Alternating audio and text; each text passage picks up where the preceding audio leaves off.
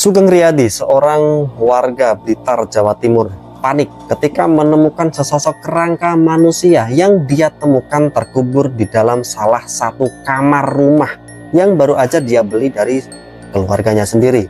Lalu siapa nih sosok kerangka manusia tersebut dan ada cerita apa di balik penemuan kerangka manusia tersebut? Tonton video ini sampai selesai.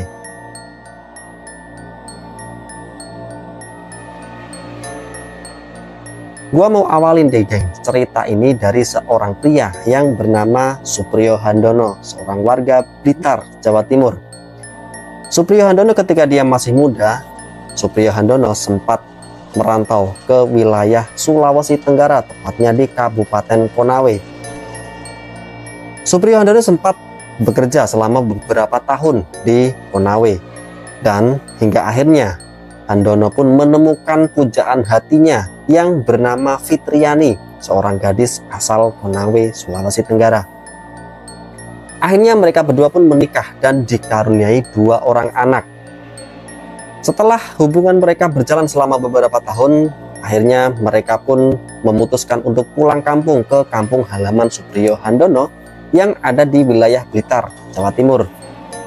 Di sana, untuk menyambung ekonomi keluarga, keduanya membuka kafe atau warung kopi kecil-kecilan yang jaraknya gak jauh-jauh amat gengs dari rumah Supriyo Handono.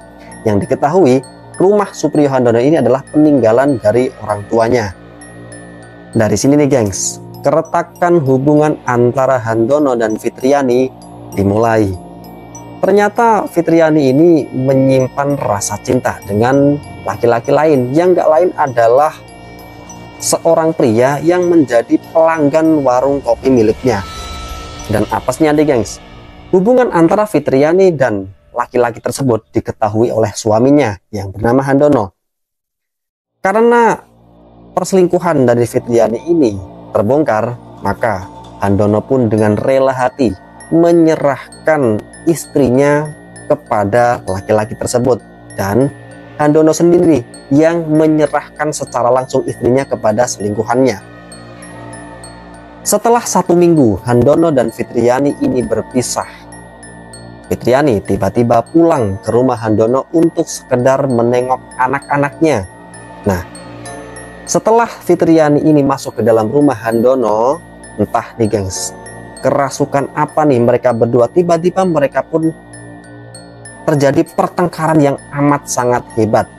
Hingga akhirnya Handono ini secara membabi buta tiba-tiba memukul tengkuk Fitriani menggunakan sebilah kayu yang tergeletak di dalam rumah tersebut, hingga Fitriani ini tewas seketika. Handono pun menyeret jasad Fitriani yang tadinya berada di ruang tamu, dia seret ke dalam salah satu kamar milik Handono. Di sana Handono pun memiliki ide untuk menyembunyikan jasad Fitriani ini agar kejahatannya tidak diketahui oleh orang lain. Di dalam kamar tersebut Handono menggali sebuah lubang yang dalamnya 1,5 meter dan lebarnya cuma 65 cm. Handono menggali lubang tersebut dari jam 12 siang hingga pukul 4:30 sore.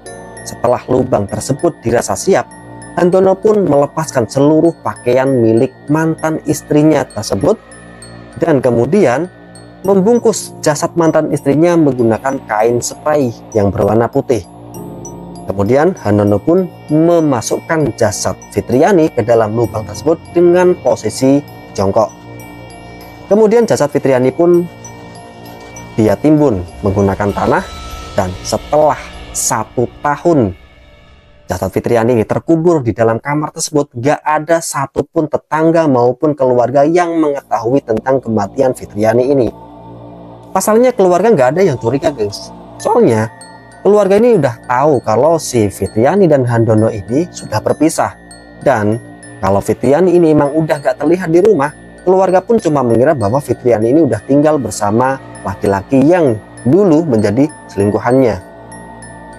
Setelah 1 tahun Fitriani ini terbunuh, Handono pun mengecor lantai tanah di mana dia mengubur jasad mantan istrinya.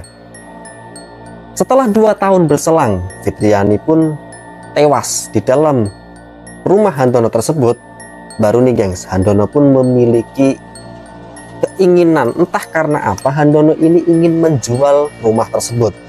Dan rumah tersebut akhirnya pun dibeli oleh kakak Handono yang bernama Sugeng Riyadi. Ketika Sugeng Riyadi ini membeli rumah Handono seharga 105 juta rupiah, Sugeng Riyadi nggak menaruh curiga sama sekali kenapa Handono ini menjual rumahnya. Karena ketika Sugeng Riyadi ini membeli rumah Handono, Handono ini cuma bilang kalau dia itu cuma pengen tinggal di luar kota karena dia bosan berada di rumahnya.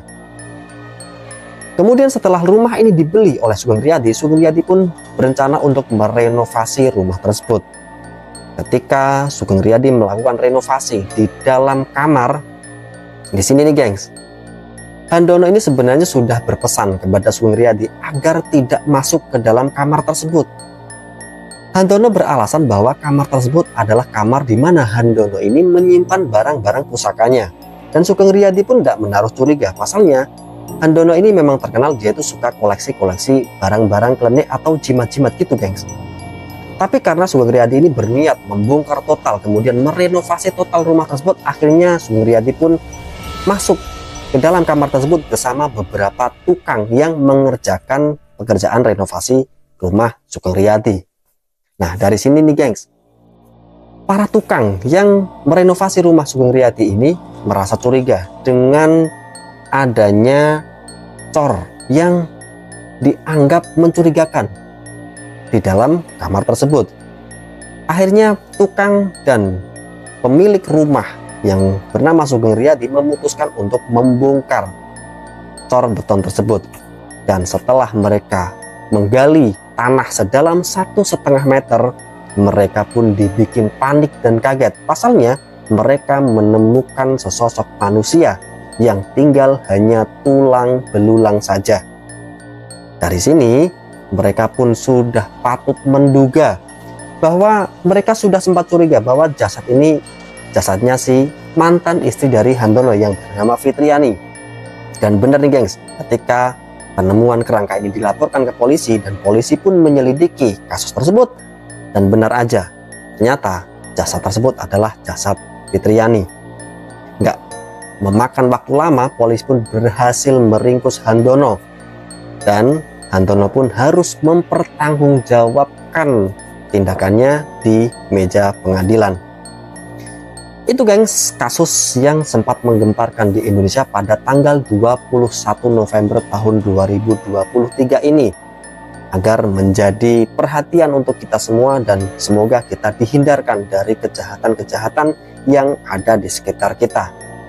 Oke, kita lanjut kasus-kasus berikutnya. Tetap subscribe channel kami. Sampai jumpa.